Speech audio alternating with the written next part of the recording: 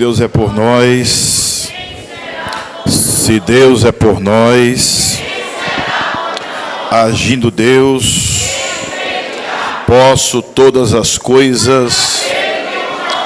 Alegrei-me quando me disseram: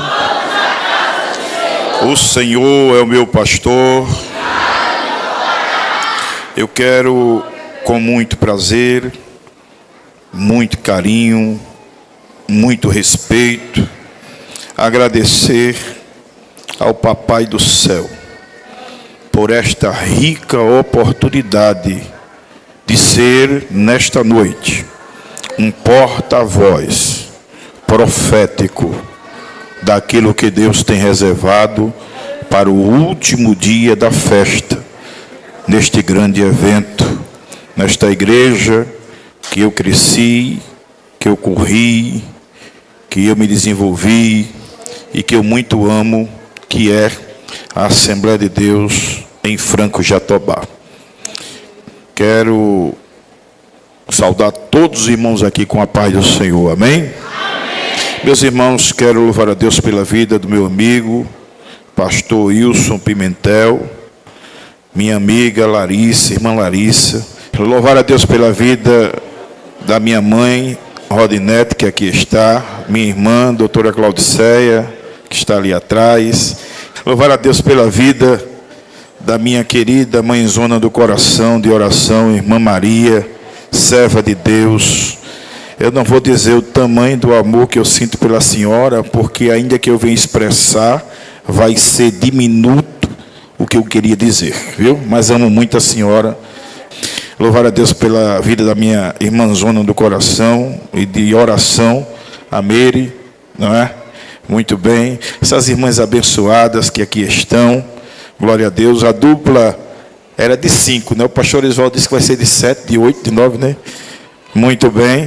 Mas eu conheço ele desde a época que era só os dois, o Pai, o Filho e o Espírito Santo, né? Quem trouxe a Bíblia, levante-a, por gentileza.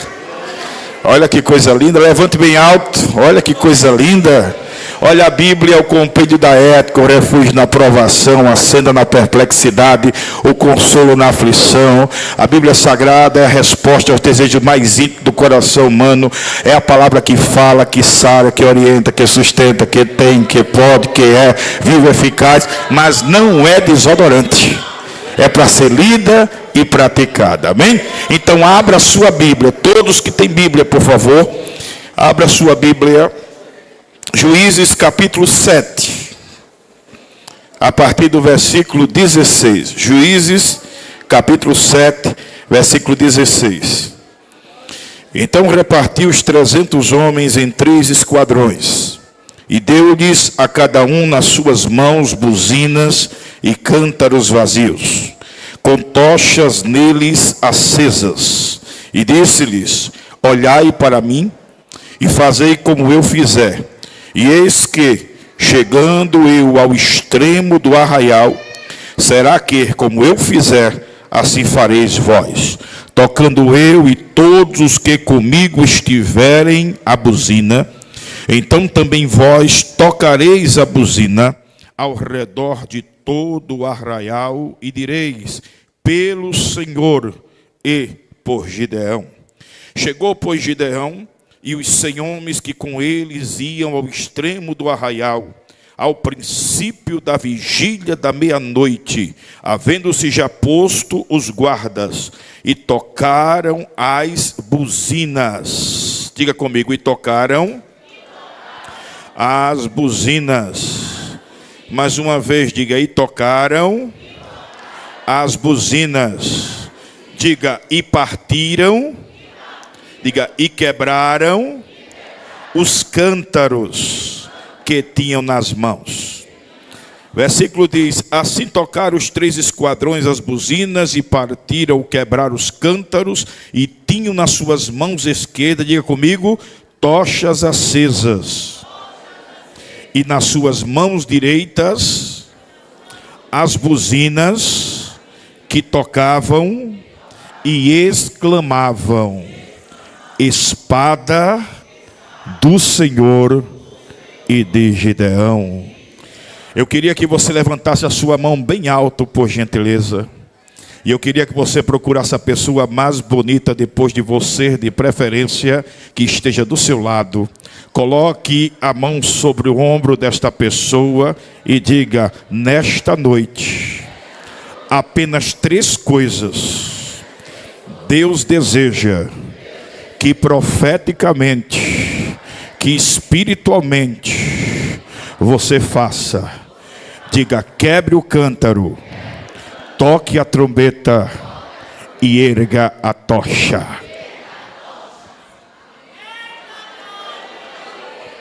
Com a Bíblia aberta, por gentileza, tome o seu assento.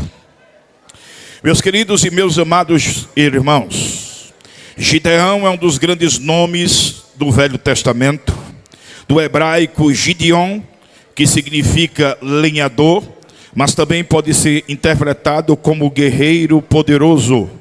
Como creio que os irmãos já sabem, ele fazia parte da tribo de Manassés. A sua atuação foi aproximadamente entre 1200 a 1201 antes de Cristo, no famoso período dos juízes. Interessante que no capítulo 6 ao capítulo 8, nós vamos ter o relato deste grande homem de Deus chamado Gideão. A Bíblia, em seu enredo torrencial histórico, nos informa que Gideão, ele foi o 5º juiz de Israel. Ele foi levantado por Deus para libertar o povo em um período de história negra e opressiva de Israel, que estava debaixo do cativeiro dos midianitas, que saqueavam as colheitas e aterrorizaram Israel por longos 7 anos. Mas de acordo com o capítulo de número 6, versículos 11 ao versículo de número 24, a palavra de Deus, em sua narrativa bíblica, nos mostra que enquanto este homem chamado Gideão, ele estava malhando trigo, escondido no lagar, por medo dos midianitas, o anjo do Senhor resolveu, amando de Deus, aparecer para ele.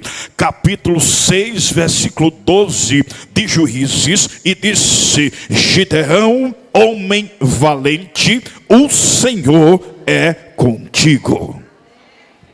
E apesar de Gideão se ver como menor da casa do seu pai, integrante da menor e mais fraca tribo, Deus enxergou nele aquilo que os homens não viram.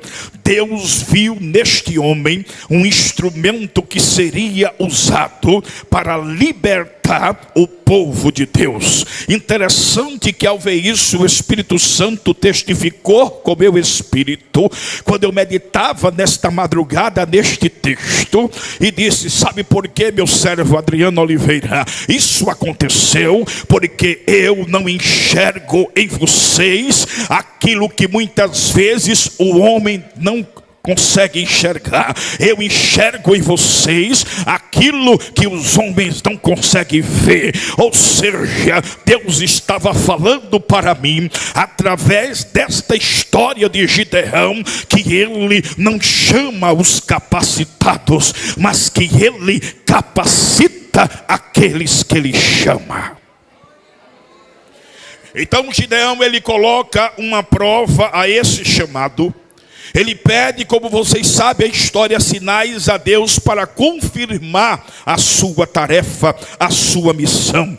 Primeiro é o fogo sobre o sacrifício. Segundo é o velo de lã molhado e seco. E do jeito que ele pediu, Deus fez. Então estes sinais mostraram clara e evidentemente que Deus estava no negócio, que Deus estava com Gideão e iria guiá-lo na batalha. Quando você chega no capítulo de número 7, acontece a grande vitória. Interessante que a matemática de Deus é diferente das perspectivas e raciocínios humanos, porque Gideão, ele começa com 32 mil soldados de guerra. guerra, mas Deus vai reduzir a um exército de apenas 300 homens. Sabe por quê? Porque Deus queria mostrar que a vitória não vinha pelo braço desses homens, mas por Ele que ainda é o Senhor da paz e da guerra, Ele que ainda é conhecido como Jeová Sabaote, o Senhor dos exércitos. E o que chama a nossa atenção é justamente as armas que foram utilizadas: cântaro de barro, tocha acesa e trombetas, ou seja, buzinas. Eles quebraram os cântaros, eles ergueram as tochas, eles tocaram as trombetas gritando: espada do Senhor e de Gideão. Quando eles fizeram isso, vocês conhecem a história. O exército inimigo entrou em confusão e destruiu-se a si mesmo. Bem, a palavra de Deus nos mostra então que 2 vezes Gideão perguntou quem queria voltar para trás por medo, e vários retornaram. Sabe de uma coisa? Deus quer desenvolver projetos, Deus quer desenvolver ministérios, Deus quer desenvolver chamadas, mas infelizmente só existe uma única pessoa que pode impedir ela de se desenvolver, é ela própria. Por quê? Porque quando Deus manda, irmãos, Ele se responsabiliza. Quando Deus manda, Ele sabe cuidar. Aleluia. Depois que Ele faz esse teste à beira do rio para ver quem estava despreparado, baixando a guarda ao beber água, nós vamos ver que muitos foram reprovados. Além disso, nesta luta fica clara a ação divina. Como é que 300 homens venceriam 22 mil soldados? Matematicamente é impossível. Matematicamente não dá. Nem os espartanos conseguiam vencer 22 mil soldados com apenas 300 homens. Mas o Senhor, Ele quando quer levantar-se do seu trono, Ele confunde o teu inimigo, e os próprios que se levantaram contra você se autodestrói, e o nome de Jeová é glorificado. Ao ler esse texto, nós somos questionados. Senhor, muitas das vezes, assim como Gideão, nós somos levados à prova. Nós não pedimos para entrar nela, mas Deus permite que nós entremos. E como devemos, Senhor, nos preparar em momento assim para a peleja, para a guerra, para a batalha? As armas dessa batalha foram simples: cântaro, trombeta e tocha acesa. Mas ao fazer esta pergunta, o Espírito Santo também trouxe a resposta e trouxe lições para a nossa vida, e pediu para eu compartilhar com os irmãos nesta noite. Olhe para o versículo 19, por gentileza. A primeira coisa, a primeira arma, a primeira atitude foi quebrar o cântaro. Diga comigo: quebrar o cântaro. Irmãos, ao quebrar o cântaro, um grande estrondo. Imagine você, ao quebrar o cântaro, cada um daqueles soldados, ao mesmo tempo vai haver uma zoada, um grande estrondo no chão, que vai assustar os 22 mil soldados preparados, elitizados para o campo de batalha, os midianitas. Há um segredo aqui que você precisa ver. Eu não sei quantas vezes você ouviu a pregação sobre esse texto, eu não sei quantas vezes você leu essa passagem bíblica, mas queridos, a primeira coisa que eu vejo aqui é que o cântaro, ele escondia uma tocha dentro dele, e ao ser quebrado, a tocha seria exposta para iluminar o campo de batalha. O que é que eu entendo aqui? Eu entendo aqui que muitas das vezes o cântaro, ele esconde a tua luz. Por isso, no momento do campo espiritual da tua batalha, esse cântaro precisa ser quebrado. Quebrar o cântaro significa abdicar de tudo aquilo que entristece a Deus. Quebrar o cântaro significa abrir mão do seu eu, abrir mão do seu ego, abrir mão do seu velho homem, da sua velha mulher. Quebrar o cântaro, Marcos 8:34, é negar a si mesmo, como Jesus ordenou. Para vencer a batalha é preciso o crente quebrar o cântaro. Ele precisa sofrer abstinência, ele precisa sofrer resignação, ele precisa abrir mão do pecado, ele precisa abrir mão dos prazeres da carne, ele precisa abrir mão da zona de conforto, ele precisa abrir mão dos tapinhas nas costas, ele precisa abrir mão do desfile nas passarelas da atenção da sociedade, e ele precisa ir para o deserto, ele precisa ir para o jejum, ele precisa ir para a oração, ele precisa descer as madrugadas. Quebrantamento, quebrar cântaro é negar a si mesmo, mas também fala de quebrantamento. Tem crente que quer receber a vitória, mas não quer se quebrantar diante de Deus. Tem crente que quer receber a vitória, mas não sai do sapato alto. Tem crente que quer receber a vitória, tem tempo para virar a noite assistindo as séries da Netflix, mas não tem tempo de orar. Não aparece no matutino, não aparece nas vigílias, não aparece no culto de doutrina, não aparece na escola bíblica dominical. Como é que o crente vai receber a vitória se não quebrar o cântaro, se não se humilhar, se não se quebrantar diante de Deus?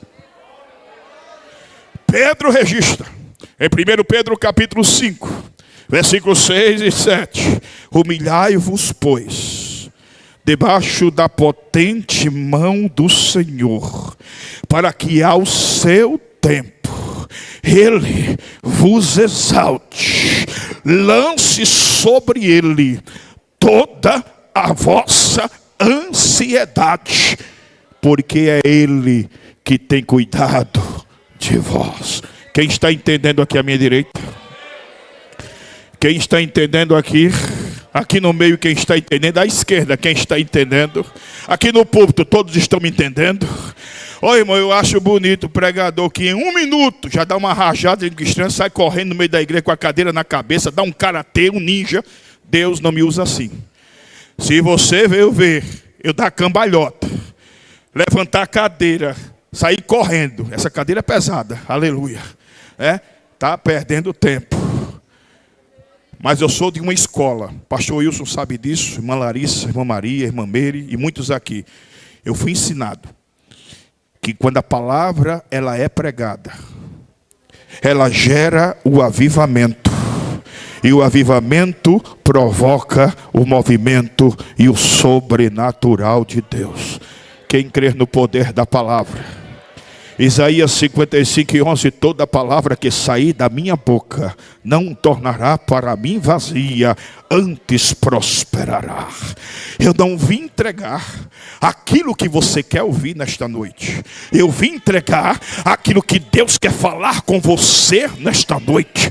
Profetas e profetas estão espalhados pelo Brasil e pelo mundo. Tem todo tipo de igreja. Pregadores que dão uma mãozinha com açúcar, eles raramente sobrevivem na Assembleia de Deus, porque nós não trabalhamos com teologia coach, com massagem de ego, com mensagens triunfalistas, não. Nós trabalhamos com mocotó e pimenta malagueta. Nós trabalhamos com a palavra de Deus. Nós trabalhamos da seguinte forma: nós não estamos preocupados com o que você quer ouvir, nós estamos preocupados com o que Deus quer falar. Quem quer que Deus fale e continue falando pela sua palavra, aleluia, nesta noite. Jesus quebrou o cântaro, porque eu não vou quebrar. Diga para essa pessoa assim: Jesus quebrou o cântaro, porque eu não vou quebrar. Ah, meus irmãos, precisamos aprender com o Mestre Jesus, que para garantirmos a vitória sobre o inferno, que para garantirmos a vitória sobre aqueles que se levantaram contra nós, que para garantirmos a vitória, precisamos quebrar o cântaro. Jesus, ele para garantir a vitória contra o inferno, para garantir a vitória sobre a morte, para cumprir todo o propósito da justiça de Deus, ele se humilhou, ele quebrou o cântaro, ele desceu do seu trono de glória e majestade, ele se fez carne. João capítulo 1, no princípio era o verbo, e o verbo era Deus, e o verbo estava com Deus, e nada do que foi feito sem ele se fez. O verbo se fez carne e habitou entre nós. Ele veio para os que eram seus, os seus, ou seja, os judeus, não receberam, mas a todos quanto receberam, foram feitos filhos de Deus, a saber, os que creem no seu nome. Jesus desce. A Bíblia diz em Filipenses capítulo 2, versículo 5, de sorte que haja em vós o mesmo sentimento que houve em Cristo Jesus, que tendo se achado na forma de Deus, não usurpou ser igual a Deus, mas negou-se a si mesmo, tomou a forma de servo, foi obediente até a morte, e tendo se achado na forma de homem, foi obediente até a morte, morte de cruz. Aleluia. A Bíblia diz em Isaías 53, quem deu crédito à nossa pregação e a quem se manifestou o braço do Senhor, pois foi subindo como renovo perante ele, e como raiz que sai de uma terra seca, não tinha aparência, não tinha formosura, e quando olhávamos para ele, nenhuma beleza víamos para que o desejássemos, desprezado, rejeitado, homem de dores e experimentado nos sofrimentos humanos, e como um de quem os homens escondiam o rosto, não fizemos dele caso algum, mas verdadeiramente ele foi ferido por causa das nossas transgressões, ele foi moído por causa das minhas e das tuas iniquidades, e o castigo que nos traz a paz nesta noite, nesta festa, neste lugar, estava sobre ele, e pelas suas pisaduras fomos sarados. Deixou de estar no céu para estar na cruz. Deixou de estar ladeado por anjos para estar cercado por malfeitores e homens ingratos. Trocou o trono pela cruz para cumprir o propósito. No trono ele é Deus, mas na cruz se fez homem. No trono ele é bendito, mas na cruz se fez maldito. No trono ele é o cordeiro, é o leão da tribo de Judá, mas na cruz é o cordeiro de Deus que tirou o pecado do mundo. Levanta essa mão profética, por gentileza, para ninguém dormir. Dá uma chacoalhada desse crente aí. Diz: primeiro segredo para você receber a vitória, precisa quebrar o cântaro. Quebrar cântaro é renunciar. Quebrar cântaro é se quebrantar diante de Deus. Lembra da mulher e o vaso de alabastro? Olha que atitude linda. Juntou dinheiro, seu salário de vários meses, e comprou um vaso de alabastro. E o importante não era o valor do vaso, importante é o que tinha dentro do vaso. E quando chegou diante de Jesus, olha que atitude linda, pastor Wilson, olha que atitude linda, irmã Larissa. Quebrou o vaso. Quando quebrou o vaso, o aroma tomou conta do ambiente. Quando chegou nas narinas de Jesus, estou todo arrepiado aqui, porque essa palavra é profética. Aí Jesus se agradou da atitude daquela mulher. Aí você canta: o vaso de alabastro tem que ser quebrado, e o perfume tem que ser... Diga para essa pessoa: se não quebrar o vaso, vai sair daqui pior do que chegou. Diga: se não quebrar o vaso, não vai sentir nada.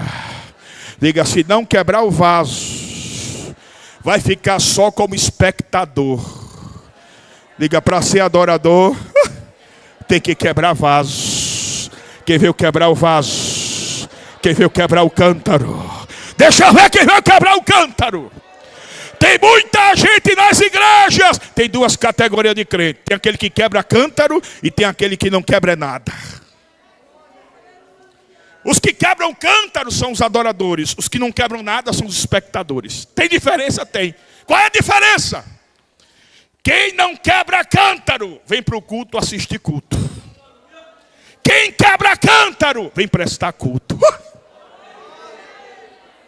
Quem não quebra cântaro vem ver quem canta bem, quem canta mal, quem prega bem, quem não sabe pregar. Quem quebra cântaro, usa, Senhor. Fala, Senhor, que o teu servo ouve, Senhor. Senhor, eu quero ouvir a tua voz. Eu quero sair daqui diferente. Eu não quero que seja mais um culto. Quem não quebra cântaro vem para a igreja parecendo, sabe o que? Uma delegada. É uma boca de aço. É uma língua de ferro. Botar erro em tudo, defeito em tudo. Se eu fosse o pastor, eu fazia assim. Se eu fosse a irmã Larissa, eu fazia assim. Se eu fosse a irmã Maria, eu ia fazer assim. Se eu fosse a irmã Mary, eu ia fazer assim. Mas não é. Nem é o pastor Wilson, nem a irmã Larissa, nem a irmã Maria, nem a irmã Rosemary, nem uma das irmãs que não é para quem quer, é para quem Jeová chama. Aí vem para a igreja, Deus usa, Deus fala, acontece o sobrenatural. Quem não quebra cântaro é semelhante àquele celular xing-ling, só vive fora de área. Quem não quebra cântaro, ele espera ver para crer. Quem quebra cântaro, aleluia, é o contrário, ele crê para poder ver. Quem não quebra cântaro, ele espera sentir para adorar. Quem quebra cântaro, ele adora para poder sentir. Quem veio quebrar o cântaro? Quem veio quebrar cântaro? Deixa eu ver quem veio adorar. Levanta a mão só quem veio adorar.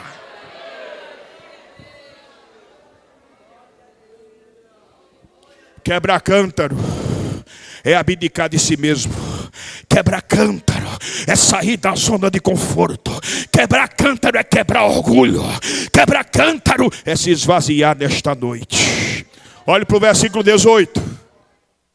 Segunda atitude, segunda arma, segunda regra obedecida. Liga para essa pessoa. Tocar. Diga, tocar trombeta. Olhe para essa pessoa e diga: está na hora de tocar a trombeta. E que se perturbe todos os moradores da terra.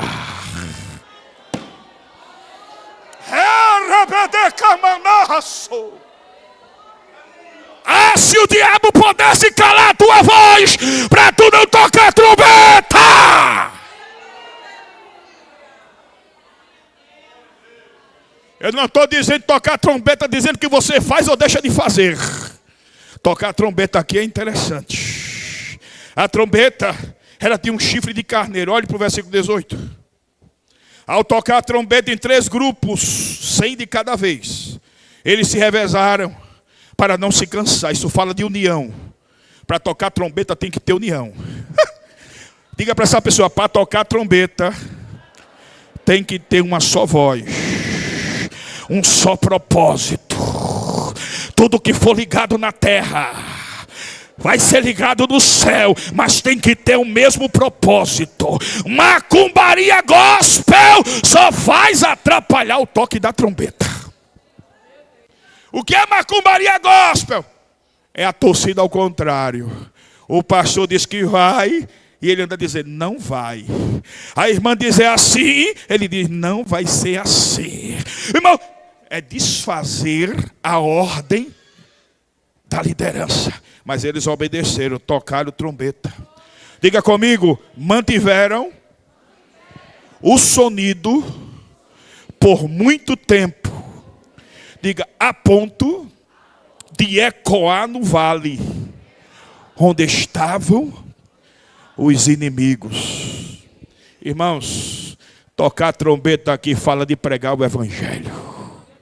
Tocar a trombeta fala de testemunhar o que Jesus fez na sua vida.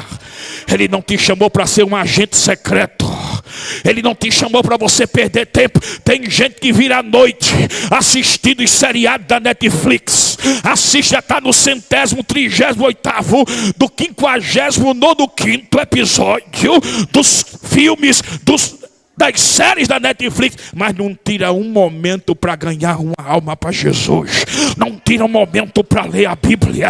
Não tira um momento para contar o seu testemunho. Chega na faculdade, tem assunto para falar de todo tipo, mas não para falar de Jesus. Parece até que tem vergonha de Jesus. Chega em casa, tem tempo para tudo.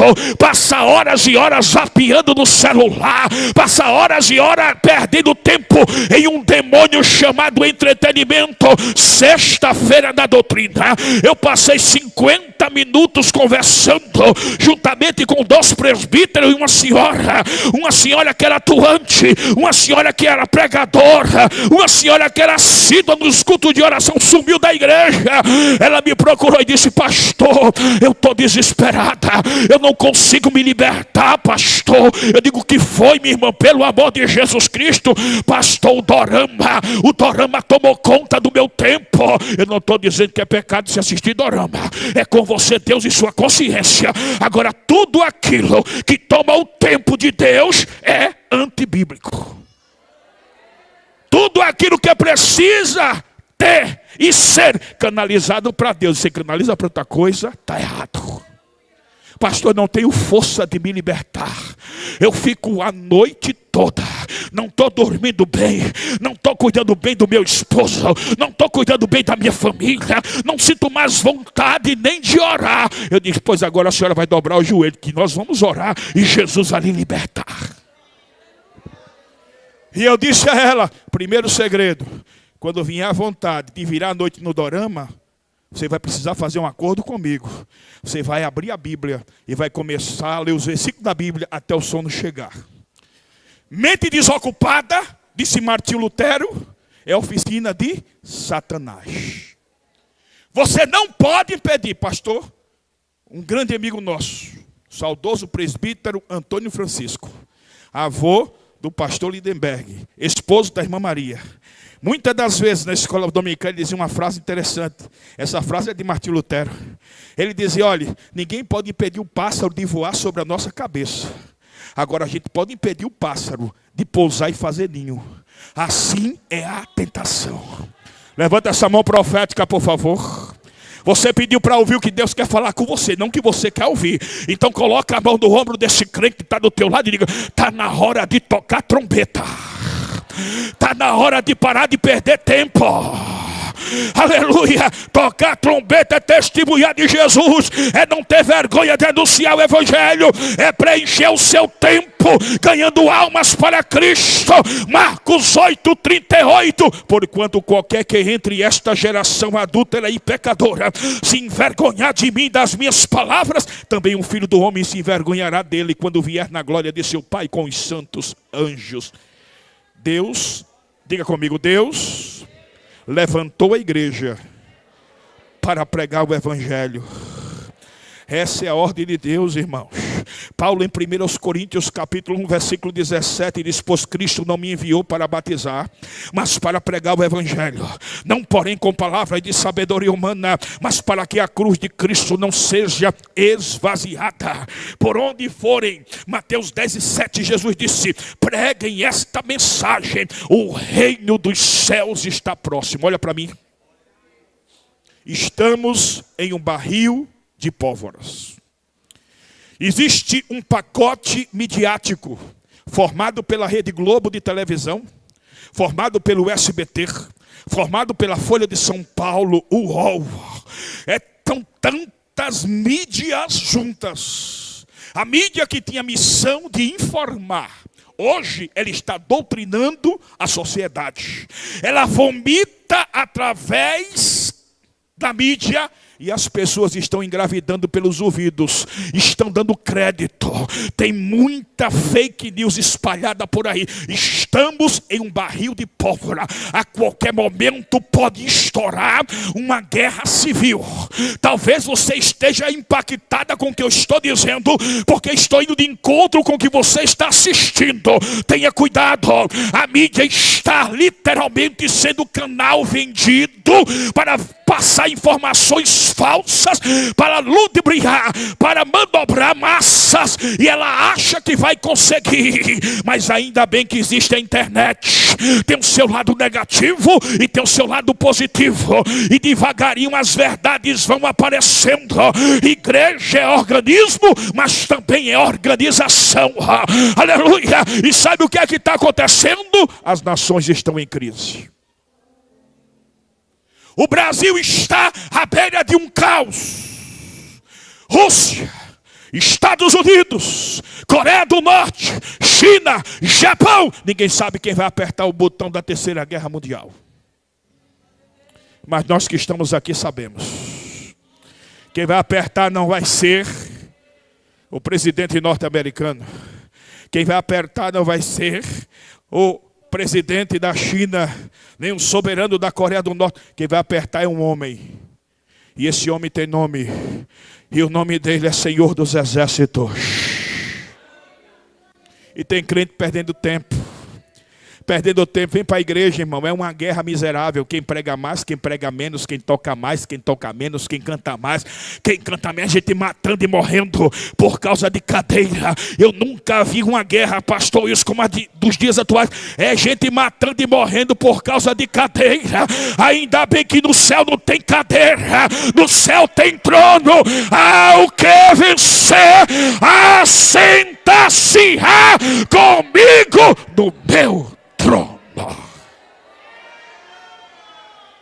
Pegue na mão da pessoa que está do seu lado aí. Levante a mão desta pessoa, por gentileza, e diga: Deus não nos chamou para competirmos. Deus não nos chamou para dividirmos. Diga: Deus nos chamou para darmos as mãos e proclamarmos o reino de Deus. Diga: está na hora de tocar a trombeta. Está na hora de tocar a trombeta. Está na hora de anunciar a vida de Jesus, porque Ele está próximo. Olhe para essa pessoa e diga: terceira arma. Diga: terceira arma. Diga: está na hora de erguer a tocha. Olhe para o versículo 20. Me dá um retorno aqui, sonoplasta querido, por favor. Que ainda vou pregar essa semana em 3 eventos. E no outro final de semana, sábado e domingo dobrado. Aleluia. Me ajuda aqui, por favor, senão eu vou perder minha voz. Erga a tocha. Olha o versículo 20. A tocha, ela servia para iluminar. Iluminar o quê? O caminho do exército. Mas não só isso. A função dessa tocha era também de confundir a visão dos inimigos. Para que eles pensassem, olhe para o texto, que havia muito mais homens ao alto da colina. Irmãos, quando eu vi isso, o Espírito Santo, Ele me deu aquilo que no sertão chamam de cutucão. Um toquezão assim, disse: estás entendendo o mistério? Eu disse: Senhor, qual? Disse: às vezes os homens projetam. Às vezes os homens, as mulheres programam, maquinam, calculam milimetricamente. E tudo acontece de repente ao contrário do que planejaram. Nem sempre as coisas saem como nós programamos. Às vezes não acontece como nós queremos. Recebi a notícia: minha esposa estava grávida, 43 anos de idade, eu com 50 anos. Estava grávida, foi uma alegria dentro de casa. Minha filhinha Cecilinha pulava, Lila chorava. A notícia ecoou: que alegria! Iríamos ser pais. Quando chegou na sexta, à tarde seria a revelação. Qual o sexo da criança? E lá estava dividido. Eu queria menino, E a Cecilinha queria menina. Eu queria menino. E a Lila, para não dizer que queria menina, estava no ponto médio. E a expectativa, 5 horas da manhã, a Lila começa a ter dores. Dores muito fortes. Adriana, eu não estou me sentindo bem. Quando se levantou para ir ao toalete, um rastro de sangue. Ela estava literalmente abortando a nossa bebê. Corremos para a Santa Casa de Misericórdia. Quando eu passava ali, diante ali no farol, descendo para a Santa Casa, o Espírito Santo já tinha falado comigo. Eu recolhi o fruto. Eu estava desesperado. Mandei mensagem para a irmã Meire, mandei mensagem para a irmã Maria, mandei mensagem para a irmã Vaninha, mandei mensagem para o pastor, pedindo oração no matutino. Eu desci. Quando eu cheguei lá, que a médica foi dar o toque, a bebezinha saiu nas mãos da médica. Foi um desespero, pastor Wilson. Foi choro. Nós nos abraçamos, nós três. Lila chorava incansavelmente. Cecilinha parecia uma adulta, chorava tanto. A primeira ligação que nós recebemos foi do pastor Arisvaldo, que estava monitorando. Ele conversou com ela 40 minutos. Uma frase que ele disse: Lila, Adriano, Deus não erra.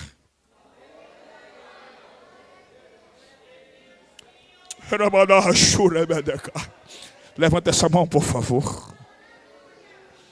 Coloca no ombro dessa pessoa, por favor. Diga: ainda que você não esteja entendendo, Deus não errou. Nem sempre as coisas ocorrem do jeito que você quer, mas Deus não erra.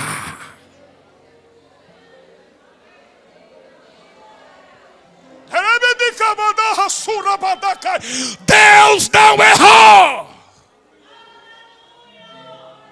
Não adianta se frustrar.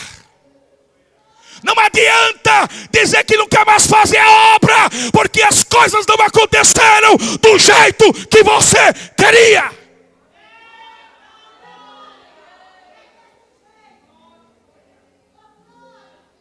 Tem gente que quer chantagear a Deus. Se o Senhor não fizer assim, eu também não vou fazer isso.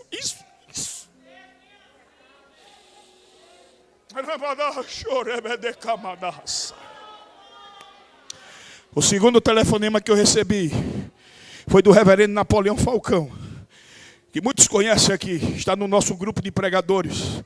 Ele disse: pastor Adriano, meus sentimentos, mas deixa eu lhe dizer uma coisa. Você e a irmã Lili estão de parabéns. Talvez você não esteja entendendo o que eu vou falar, mas Deus permitiu que vocês gerassem mais uma soldada, mais uma serva celestial. Ela nasceu, aleluia, porque quando ela recebe a vida dentro do ventre, já estava formada 4 meses, o coração já pulsava, ali era uma vida. Salmos vai dizer isso, para o terror da bioética, era uma vida. E sabe o que é que acontece? Deus a recolheu, mas quando Jesus voltar, vocês vão se encontrar. E hoje, eu estava mostrando para minha mãe Rodinete e para minha irmã, que está aqui, que a Cecilinha ontem fez um desenho. Aí fez 4 pessoas no desenho, e eu sem entender. Aí eu disse: Cecilinha, quem é essa? Ela disse: é mamãe. E esse? É papai. Minha filha, não estou tão magra assim não, mas obrigado pelo elogio. Aí eu disse: essa aqui sou eu. E essa aqui atrás? É minha irmãzinha, papai, que está no céu com Jesus. Irmãos, Deus não erra. Nem sempre as coisas eu planejei, eu projetei.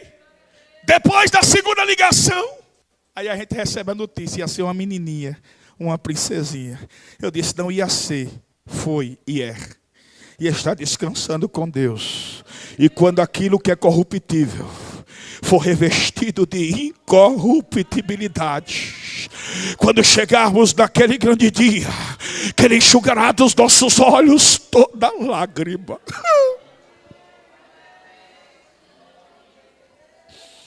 Às vezes nós projetamos, programamos, maquinamos, calculamos milimetricamente, e tudo acontece ao contrário, porque nem sempre sai como planejamos. Mas quando é Deus que dá a estratégia, quando é Deus que dá a ordem de comando, a história é diferente. Deus, Ele passa a guiar os teus passos. Quando Deus, Ele traça a trajetória da tua vida, quando é da vontade de Deus que coincide com o que você quer, quando o nome do Senhor for glorificado, aí você se surpreende com o que Deus faz. Podia nascer deficiente, podia nascer sem saúde, podia viver o resto da vida em uma cama, tetraplégica, na dependência, só sofrendo. Olhe para essa pessoa e diga: Deus não erra. Queridos, a nossa tocha, ela é a palavra de Deus. É a palavra que nos ilumina, sim. Mas essa tocha, ela também tem uma representação. Erguer a tocha.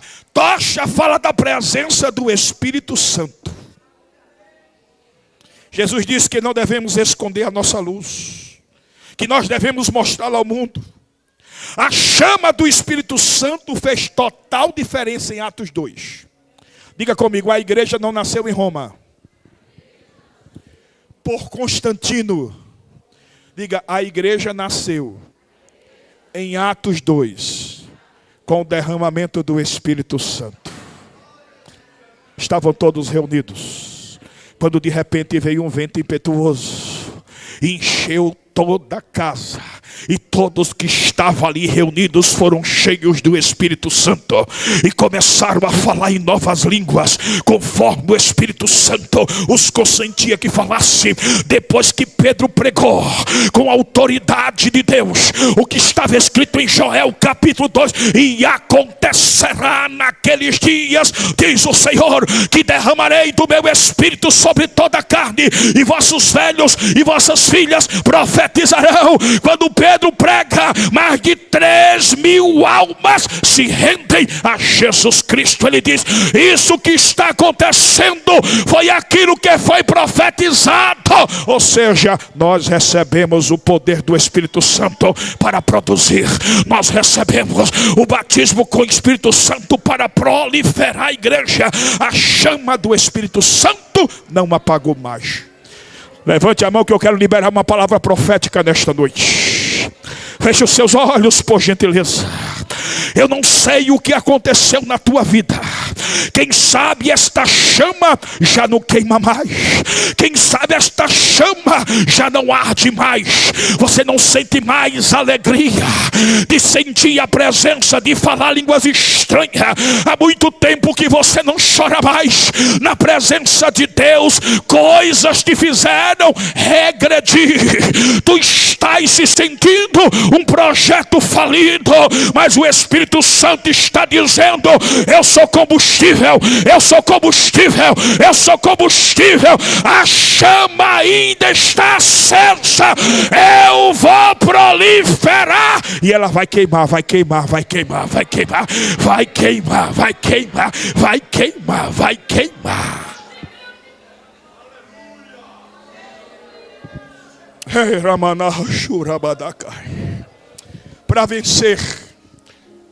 Para vencer, é preciso saber como lutar. Eu entendo no texto que não podemos lutar de qualquer jeito, não podemos lutar de qualquer maneira, mas precisamos obedecer às orientações de Deus. Se você obedecer o que Deus está lhe orientando, a tua vitória é garantida. Se você obedecer, Deus vai te dar instrumentos para você ganhar esta peleja. Deus vai te dar estratégia para você vencer essa guerra. Às vezes eu me pergunto, por que Gideão, ele mandou todos os 300 homens fazerem isso, tudo juntos? Aí eu entendi. É porque sem união não funciona. Sem união não funciona. Gideão ensinou sobre liderança, porque quando ele mandou o povo olhar para ele e fazer igual, o povo copiava a sua liderança. Que responsabilidade. Mas, meus queridos, eu encerro nesta noite e dizer que ao pensar nesse texto, orando de madrugada, esse é o período lá no sertão da famosa procriação dos grilos e gafanhotos. Eu nunca vi, meu amigo, tanto grilo e gafanhoto como está acontecendo lá no sertão. Ainda bem que quando vocês forem não tem grilo e gafanhoto. Mas esse período, eu coloquei telas na casa pastoral, fechei tudo, mas era grilo por tudo que era lado. Era uma pesticida por dia lá. Tanto grilo. Aí de manhãzinha é um bocado de grilo morto na varanda da casa pastoral. Eles passam a noite toda cantando. Quando chega às 5 horas da manhã, lá vem o exército. Que exército? De galinhas, de pintinhos, é um exército. Piu, piu, piu, piu. Começam a comer os grilos. Aí eu vou lá dentro tomar aquele leite. Quando vocês forem lá, vocês vão provar do leite da vaca, diretamente da fazenda do lado. Eu já prometi ao senhor, vou cumprir a Larissa, viu? Quando eu volto lá, não tem um. Desaparece tudo. Aí eu fiquei preocupado. Eu disse, meu Deus, mas esses grilos estão envenenados. O fazendeiro do lado, quando os pintinhos dele, Adriana, começar a morrer, ele vai odiar os crentes, vai falar do pastor. Aí eu cheguei lá e disse, minha amiga, a esposa, né? Família, disse, olha, eu quero pedir perdão, não sabia que seus pintos comiam os grilinhos aqui. E os grilinhos estão tudo cheios de inseticida. Eu disse, pastor, fique tranquilo, deixa eles comerem, não vai acontecer nada não. Eu disse, mas como é que não vai acontecer nada? Aí eu comecei a encucar a cabeça, aí fui para os livros, né, para dar uma pesquisada. O que foi que eu descobri? Eu descobri que uma galinha e um pinto são uma arma perfeita para eliminar venenos. Como assim? Pode pesquisar. O estômago da galinha, deixa eu falar assim, do pintinho tem um ácido tão forte, que no outro dia, quando o grilo é absorvido, o ácido, ele desmancha o efeito do pesticida. E sabe o que acontece? Nada com o pintinho, equilíbrio ecológico. Tudo que Deus faz é perfeito, sim ou não? Mas o que me chama a atenção é que eu estava pensando nas coisas simples que Deus, Ele usa para descomplicar as coisas complexas. Esses homens não foram para o campo de batalha com armas nucleares. Eles não foram com tecnologia de ponta ibérica. Eles foram só com 3 coisas: cântaro, buzina e tocha. Esses pintinhos, eles eliminaram aquela praga do outro dia em frações de minutos. O Titanic, produzido, a maior invenção da época. O engenheiro disse, o Titanic é tão poderoso que nem Deus, se quisesse, afundaria ele. Nem Deus afundaria este navio. Aí de repente, vocês conhecem a história, um pequeno pedaço de gelo debaixo da água faz um furo de 1 metro quadrado, descobri, 1 metro quadrado. Aquele metro quadrado começa a se proliferar, começa a crescer, e de repente toda a embarcação está no fundo do mar. Ao pensar sobre isso, eu entendi que Deus, Ele sabe trabalhar. E Ele usa coisas simples para descomplicar coisas complexas. Talvez você já tenha se perguntado por que tens lutado tanto, mas ainda não conseguistes vencer. Não sabes nem como o problema vai ser resolvido. E Deus está dizendo que para você é um milagre, para mim é apenas um simples detalhe. Levanta essa mão profética, por gentileza, já vou encerrar. Coloque no ombro dessa pessoa e diga: o que para você é impossível, diga, para Deus é apenas um simples detalhe. eu percebi que o Espírito Santo, ele me mostra que o nosso Deus é especialista em usar ferramentas simples e objetos comuns para fazer milagres extraordinários. Qual é o exemplo? O cajado de Moisés. Um simples cajado Deus usou para abrir o mar vermelho. Outra coisa, o bordão de Moisés, lá no Monte Horebe, Deus se utilizou de um simples bordão para a água jorrar no meio de uma rocha.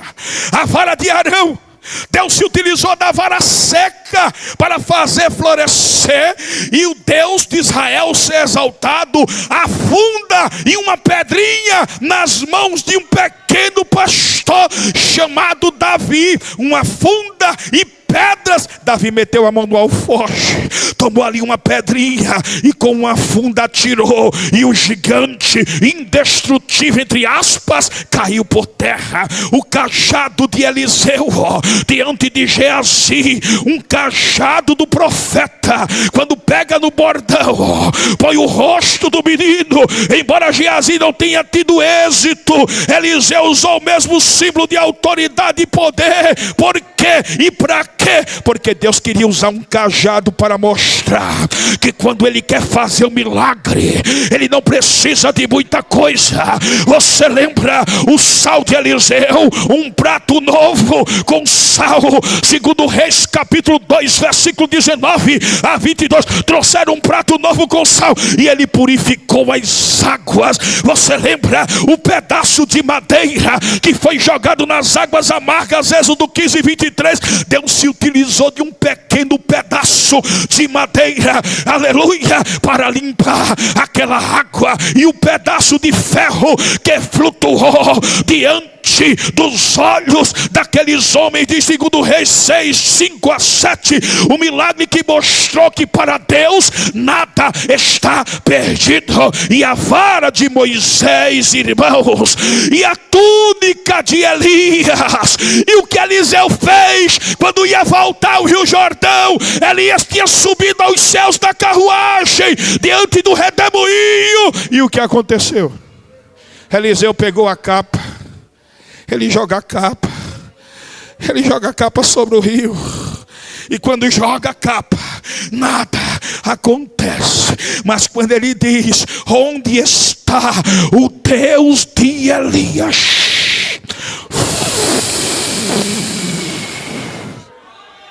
O rio se abriu. E agora, irmãos, estamos diante de 3 coisas simples. Diga: cântaro, tochas e buzina. Você sabe o que Deus quer falar com isso? Um exército improvável, um poderoso inimigo, instrumentos simples. Aí Deus diz: a vitória não vem da força humana, mas da estratégia divina. Diga comigo: a minha vitória não virá de estratégias humanas. Diga: a minha vitória não virá de força da terra. Diga: a minha vitória virá de estratégia divina. Se coloque de pé, por gentileza. Deus nunca utilizou instrumento, nem precisou sofisticados para dar vitória a crente. Ele usa o que quer.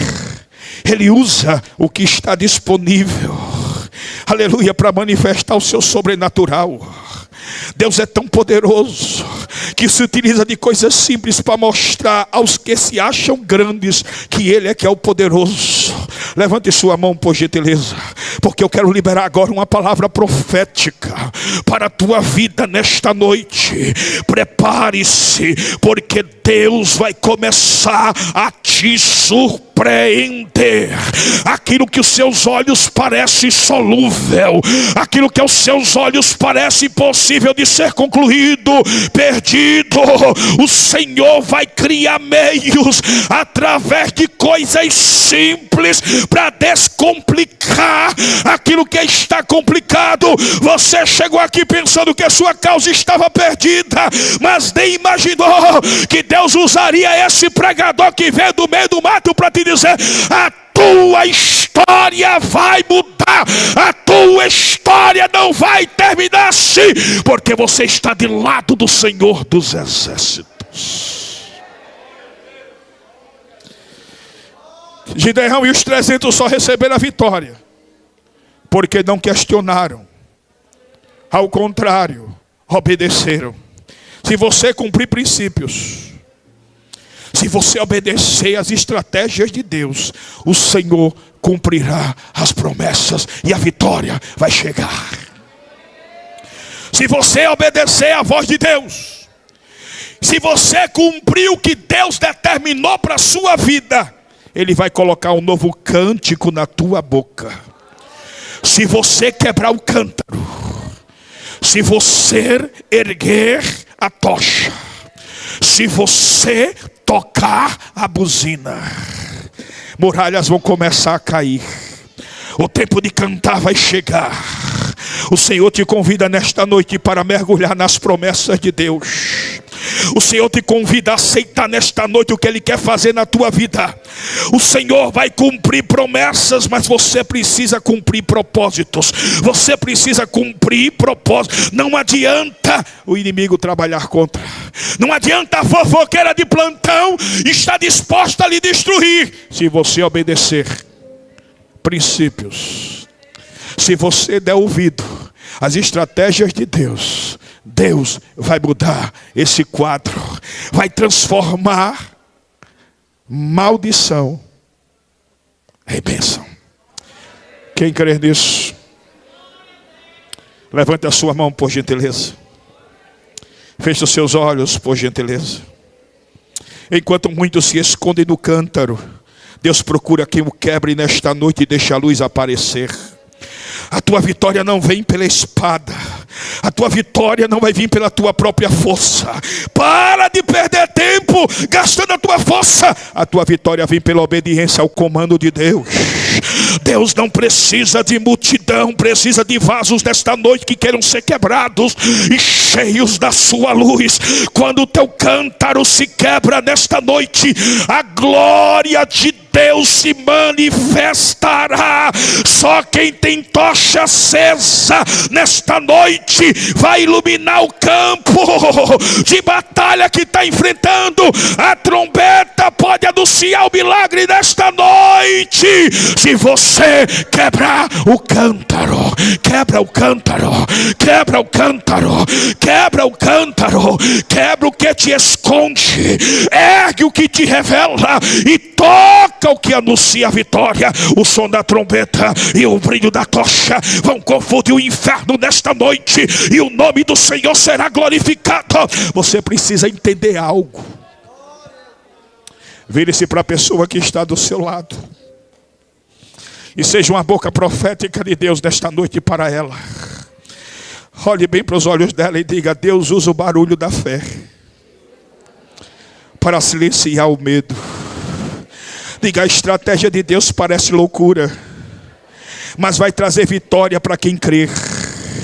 Diga: enquanto o inimigo está dormindo, o exército de Deus se levanta nesta noite e a vitória está chegando. Diga: mas para tudo isso acontecer, eu e você precisamos quebrar o cântaro. Quebra o teu eu nesta noite. Deixa a luz brilhar, deixa a trombeta anunciar. Só a luz quando o cântaro se parte, só a vitória quando o cântaro é quebrado. Vasos quebrados, mãos erguidas e trombeta tocando. É o que Deus quer nesta noite, na tua vida, nesta hora. Eu quero que você coloque a mão no seu coração. Feche os seus olhos. Você vai repetir comigo. Esta palavra, ela tem objetivo. Eu não vim aqui usar o púlpito como plataforma da fé, como plataforma de exibicionismo de pregação. Eu não vim aqui cumprir tabelinha. Eu não vim aqui por causa de oferta. Eu não vim aqui apenas para fazer parte dessa. Eu vim ser boca de Deus para a tua vida. Coloque a mão no seu coração, por gentileza. Feche os seus olhos, por gentileza. Você que entendeu a mensagem nesta noite, diga: Senhor, Tu és o Deus Todo-Poderoso. Diga: nesta hora, eu me coloco diante de Ti, não como surdo, nem como mudo, mas como exército de Gideão espiritual.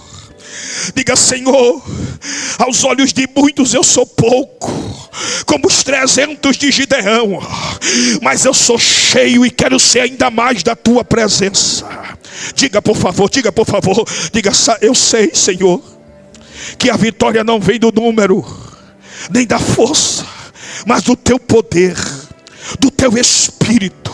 Tu sabes o que eu estou passando. Diga: me ajude a tocar a trombeta nesta noite, Senhor.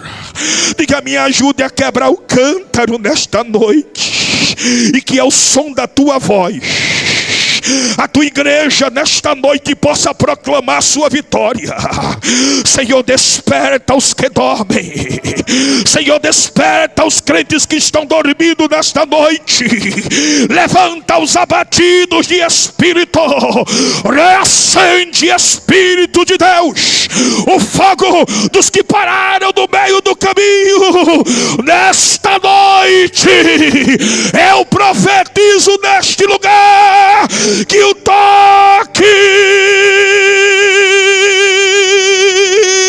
do Espírito, ele ecoe, ele ecoe, ele ecoe, ele ecoe através da tua boca. Toca a trombeta, toca a trombeta, toca a trombeta, toca a trombeta, toca a trombeta.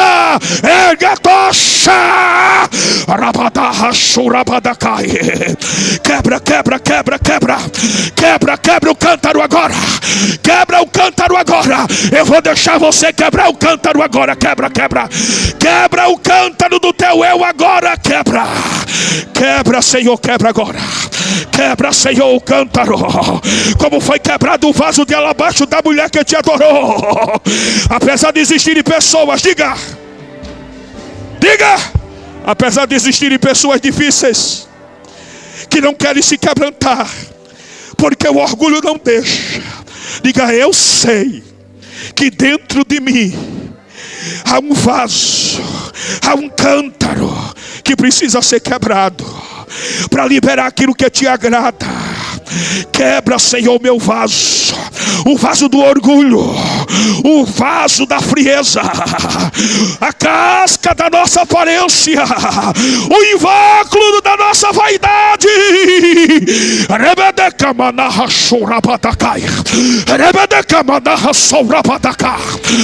Tá quebrando, tá quebrando, tá quebrando, tá quebrando, tá quebrando, tá quebrando, tá quebrando, tá quebrando, tá quebrando, em nome de Jesus. Está quebrando tudo que te impede de brilhar.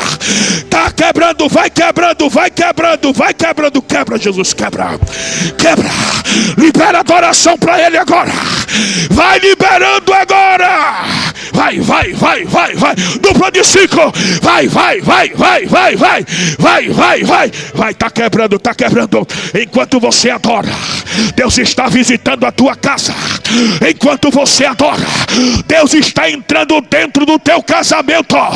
Enquanto você adora, Deus está visitando o teu filho, mulher, que está preso às drogas, ao álcool. Pega na mão do teu irmão aí. Pega na mão da tua irmã aí. Pega na mão dele e dela e diz: está na hora de quebrar. Diga: está na hora de erguer. Está na hora de tocar. Quem está comigo? Quem vai quebrar? Quem vai quebrar o cântaro? Quem vai erguer a tocha hoje? Quem vai tocar a buzina de glória a Deus e aleluia? Levanta a mão do seu irmão. Eu não vou chamar ninguém para frente. Eu poderia chamar, eu não vou, porque o Senhor vai tomar este ambiente agora. Levante. Diga: você disse que ia quebrar hoje o cântaro. Diga: você disse que hoje iria erguer a tocha. Diga: você disse que hoje ia tocar a buzina. Diga: está na hora de fazer isso. Recebe força agora, recebe força agora. Recebe força agora para adorar. Recebe a força agora para se esvaziar. Enquanto a dupla de 5 agora, não salte, pelo amor de Deus. É mão desse crente que está do teu lado, porque Deus vai te usar agora. A unção é contagiante. Tua voz, Senhor, o Espírito Santo me revela, faz tremer o deserto. que desta noite tua voz sobrenaturais vão começar a acontecer dentro da tua casa. ecoar sobre as águas, Causas que estavam perdidas aos teus olhos. Da alma inquieta, O Senhor vai te mostrar que não consegue, que ainda é Ele que dá a estratégia, que dá a última palavra. Tua voz, Senhor, Ele está dizendo: toca a trombeta. surgir o universo. Ele está dizendo: Tua eu voz, quero ser adorado. É cheia de majestade, ela aponta a direção, dissipa toda a confusão e traz luz na escuridão. Você veio quebrar o cântaro ou veio observar Eu o culto? preciso calar todas as Você veio vozes, prestar culto? menos a tua. Silenciar todas as vozes, menos a tua. A tua. A tua.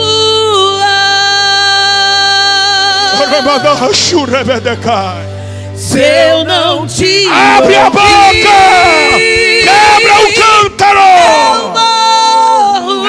Ergue a tocha! Não te Toca a trombeta do ouvir, louvor! eu pereço. Tua voz é livramento no meio do tormento. Jesus vai começar a curar. Tua voz é tudo. Jesus vai começar a curar agora. Mas se eu te ouvir, eu vivo. Se eu te ouvir, eu prospero. Tua voz é segurança. Tem certeza disso? No começo, meio e fim. Tem certeza disso? Tua voz é tudo. Eu preciso calar todas as vozes, menos a tua. Silenciar todas as vozes, menos a tua. Onde estão as pessoas não crentes? A tua. A tua. Se eu não te ouvir, eu morro. Se eu não te ouvir, Que coisa linda quando a igreja está quebrando o cântaro. Que coisa linda quando a igreja está erguendo a tocha. Que coisa linda quando os obreiros estão tocando a trombeta da adoração. Mas eu te ouvi.